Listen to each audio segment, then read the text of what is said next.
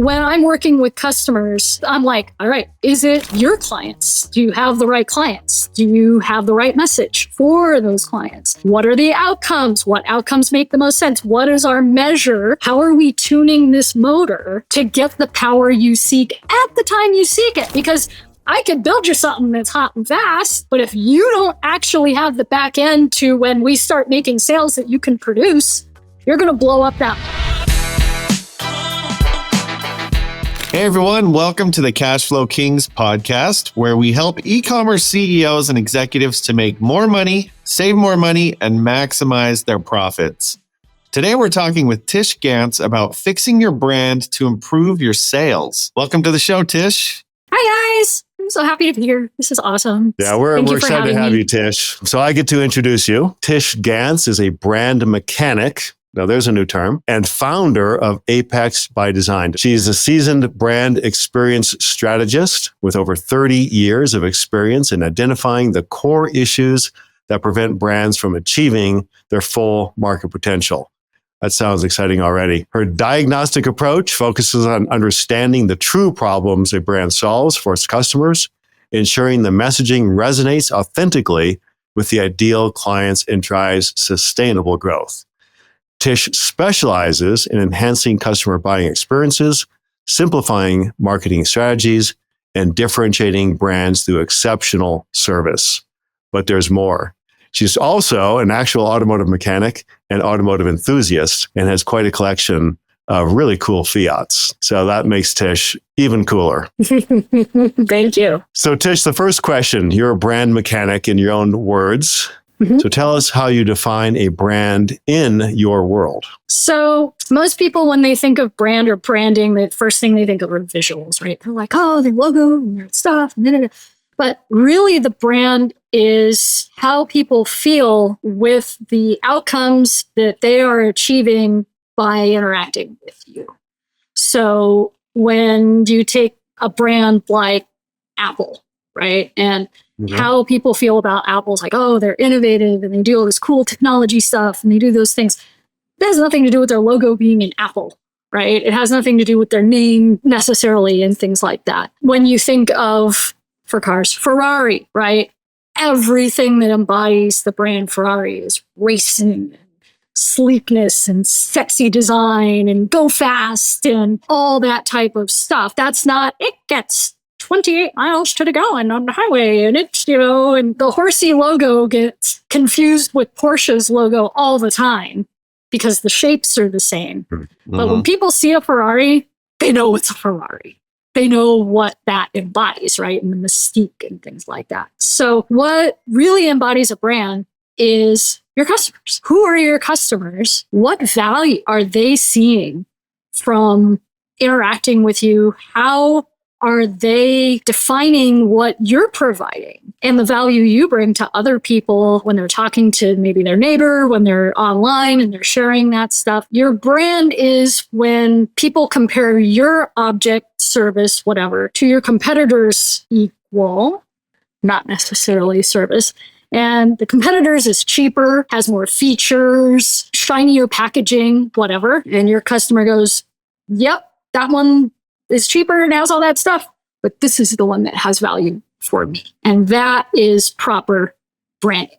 And so many companies skip that part of like, where is it we're bringing the value? How are we bringing the value to our customers? Not from an inside out, like, oh, we do this and we do that and we have all these features, but how do our customers view us? Because the business exists for the customers, not necessarily for the business itself, right? Like, yes, it needs to pay the bills and do things, but at the end of the day, it's for your customers. So you need to know who they are in an intimate level and why it is they value you above all the other things that are out there that they could choose from. Yeah, I love that because, really I always define a brand as how the consumer defines it. So let's take Disney, for example. Disney's brand archetype is a magician and they create magic, right? Magical experiences, magical memories.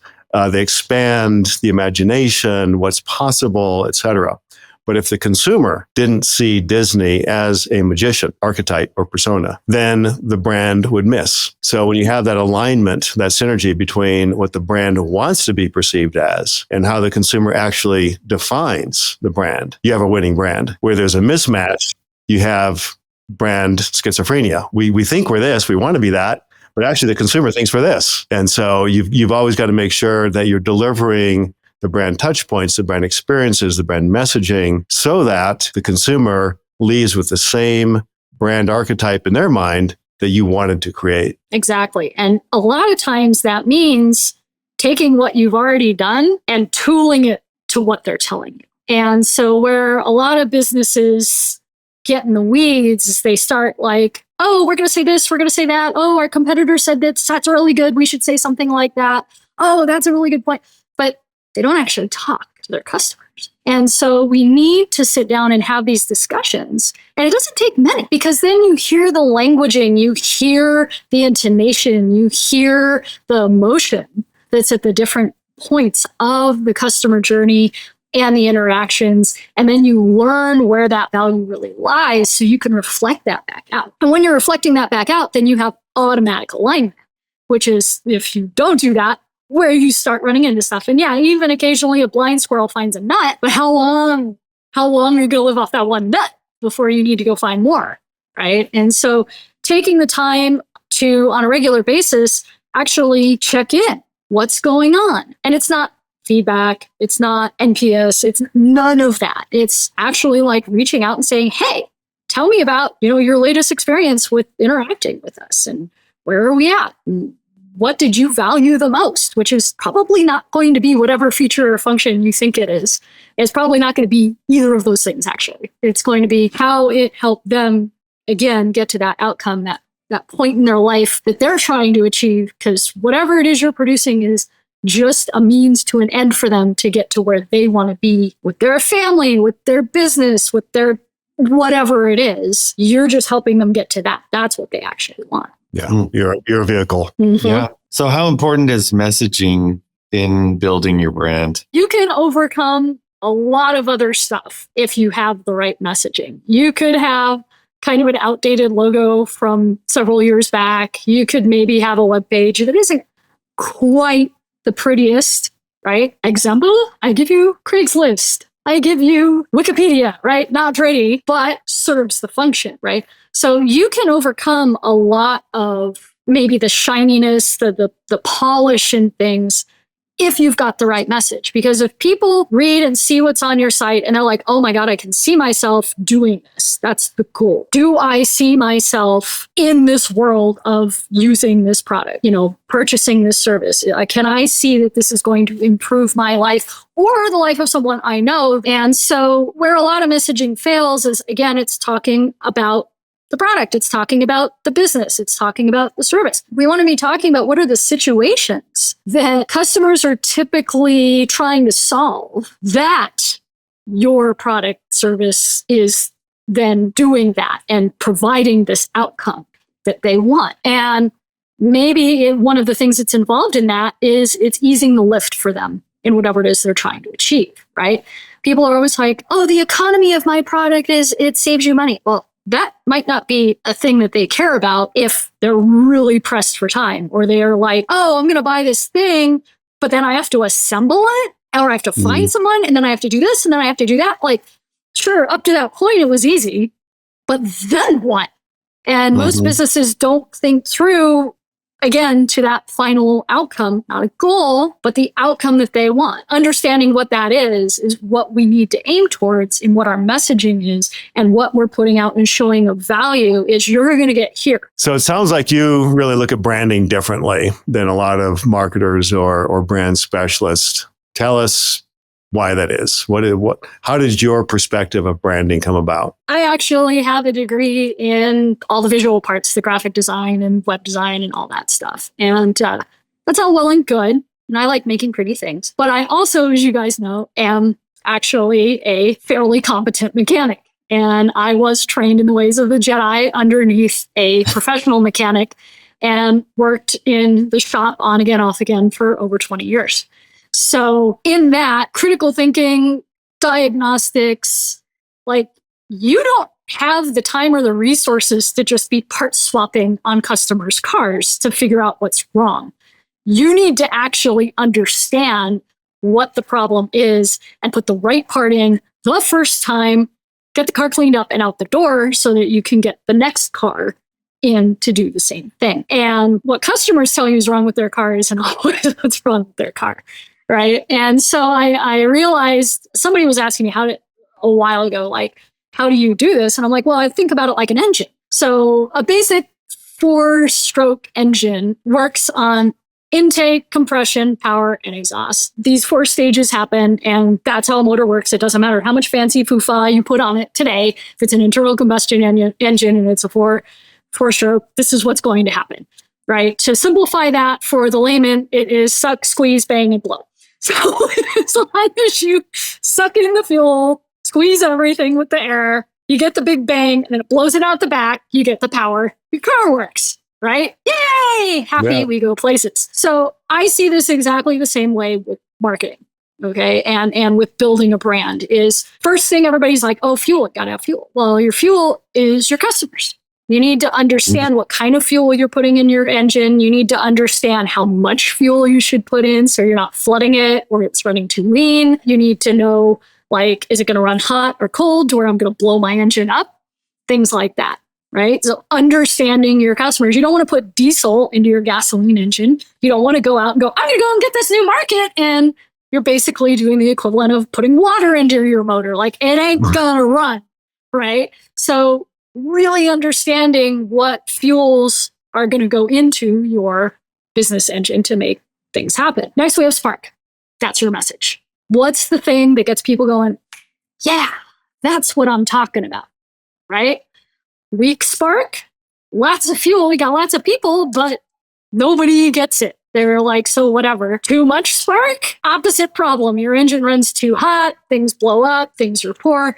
Most people are running with a very weak or non-existent spark. So they're bringing lots of people in. They're buying pay-per-click ads. They're doing all this stuff. I got a spark. So they don't see any conversions of those people clicking on stuff, right? Right. So spark is a lot, but not always the only problem. Usually it's a combination of all these things. So third thing you need is air. So in a standard combustion engine, you fuel, air, and spark. Air for us in this case is those outcomes because they're everywhere, right? Air is one of those things nobody thinks about. They're like, oh, air's here, you breathe air, blah, blah, blah. That's the thing nobody thinks about in their marketing as well. They don't think about the outcomes. It's everywhere, it's all the way. But how dense is your air? Do you have enough oxygen? Are you at altitude? You may need to change things.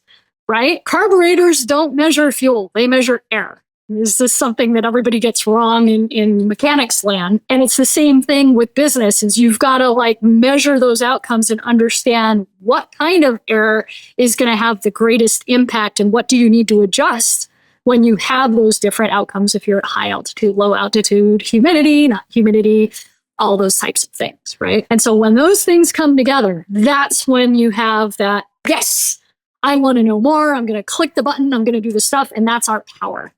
That's we have conversions. We can get to a sale. Now there's other things that need to happen, right? Just because they clicked it, that hasn't actually transferred necessarily into purchasing something because that's awfully early in the things. You then need to put it into a transmission, throw a differential, get it on the tires so you actually are moving. So there's more things that need to happen there, right? And so the back end of your sales and your marketing and all that are like your transmission, your differential, your wheels, your brakes, all those things come after that. But if you don't have those 3 things dialed in the right measures and understanding how your engine is running well, the rest of that's going to be a shit show. So it's not going to translate into you moving and getting your business going. So when I'm working with customers, I'm like, all right, is it your clients? Do you have the right clients? Do you have the right message for those clients? What are the outcomes? What outcomes make the most sense? What is our measure? How are we tuning this motor to get the power you seek at the time you seek it? Because I could build you something that's hot and fast, but if you don't actually have the back end to when we start making sales that you can produce, You're going to blow up that motor because then people aren't going to trust you. They're going to be like, oh yeah, I did all this stuff, but then they couldn't actually deliver. Now you've built a reputation. That sucks. You've got to rebuild all that, right? So you might as well have like dumped a whole bunch of nitrous in there and the whole thing blows up. Now you got to rebuild it all over again because you ruined your reputation, right? So we don't want to do that either. We want to make sure that we're tuning your motor to how you're going to use it. Does it need torque? Does it need to go fast? Does it need to be just like hands off because you don't know anything about this? Typical. Do you need other things, right? And then we add in like social media and those things are, adding the ethanol, adding a turbo or a supercharger and packing in more customers or more outcomes or things like that. But until you know your motor works, you don't start bolting all this stuff on, right? But that's what people do. They go right for the turbocharger. They're like, oh my God, social media. Oh my God, all the things. And their motors are like, get there. And they're just making it worse. So they flood it or they, lean it out or whatever. No spark plug.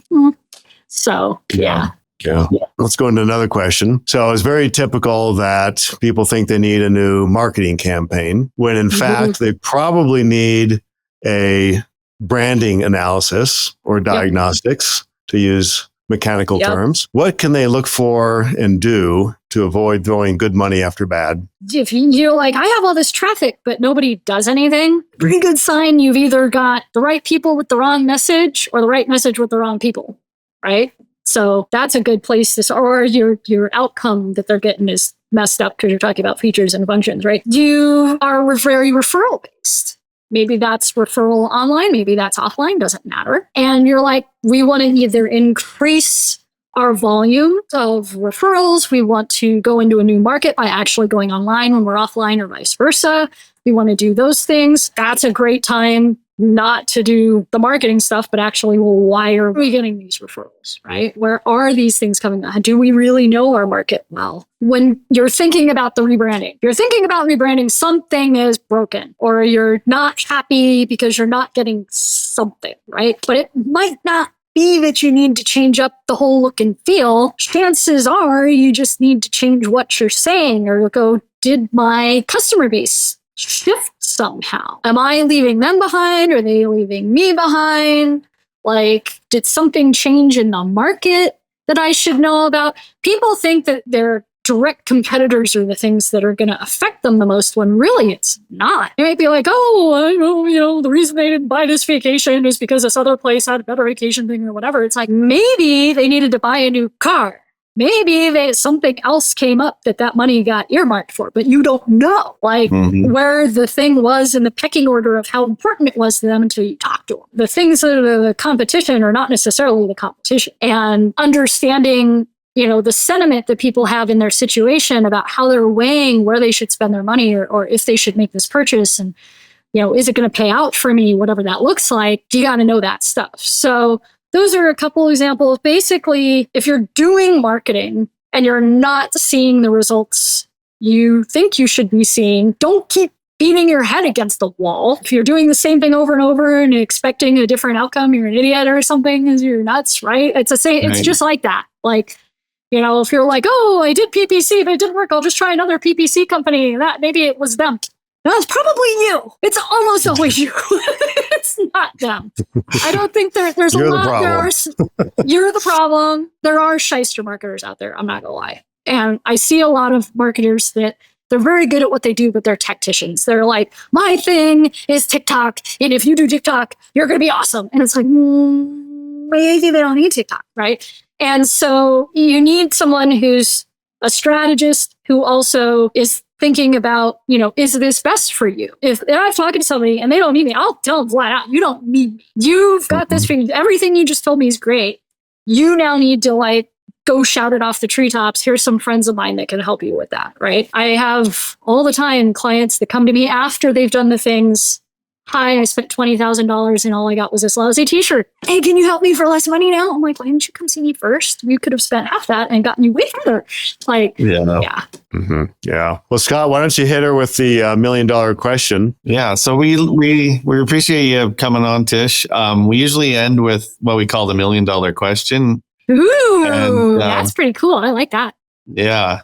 So The question is, what's the one strategy that you think would have the biggest impact on e-commerce brands right now? Stop and talk to your customers. Take the time to reach out and say, hey, you just bought this from us. Can we ask you a few questions about what that was like? Where was it hard? Where was it easy? Why did you pick us? Kind of be nice to know. Yeah, right? for sure. If you're a customer and some mucky muck, let's say that I bought a Ferrari ashtray at the Ferrari of Denver store, right? And one of the head honchos of Ferrari calls me up. Hello, Tish. In my Italian beautiful accent, I wanted to talk to you about why you bought this ashtray and how nice it was at Ferrari of Denver when you bought this. Dude, I'm going to be flattered as hell. Like, there's nobody who is going to feel put out that you as a company are reaching out and saying, hey, we value you as a customer. We want to know your opinion and your thoughts on how we could be better because we want to be better. We don't think we're bad, but we want to excel. Can you help us do that? By the way, we might give you a goodie for helping us for, talking to us for 20 minutes, half an hour, 45 minutes, whatever. Right. No one is going to be put out by that. And even if they don't have the time, all of a sudden their opinion and value of that brand is so much higher. And so you might be thinking, oh, I can't do that. I just sell t-shirts, ain't it? Wrong. You can collect this, and please don't do it. Everybody wants to do it online. Oh, I don't have time for that. I'm just going to put up a little survey and I'm just going to ask them some questions. No, because you can't ask them why. Again, you only get what they did, and they're probably going to lie to you too. Because I go, just get me to the part where I get the free thing, right? So take that time. It's not that much. It really isn't, to really sit down and find out what your clients think of you. And when you hear it, or you hear things suck and you can fix it, all of a sudden you instantly make a better experience, right? And you can do it in other ways by shadowing online and watching them do things. And there's things you can hook up to watch them do this stuff. And that's really helpful for usability tests. But that still doesn't tell you the why behind what they bought it. It just tells you that your online experience is good or bad. And with a written survey, you're never getting a dialogue. It's just one way. You don't get the tonality, inflections, the nuances. They could misunderstand the question. Tell me more about that. Mm-hmm. Sure. Exactly. Can you expand on that? Can you tell me more about that? Yeah. Tell me what you mean. You said this. How'd you get to that point? That's the part. You got to get deeper. Yeah, get the real emotional nuances. Fantastic. Well, how do people get a hold of you to learn more about you? And you can find me on LinkedIn and read my newsletter, which is quite fun, by the way, and talks about cars and marketing. You can find me through the interwebs at apexbydesign.com. You can call me. That's always good. I like to talk to people. It's my job. So that's always great. I am not much on the socials. I do have a YouTube page where you can see a lot of the different things that I do and provide, different talks I've done. I just did one on success without social media.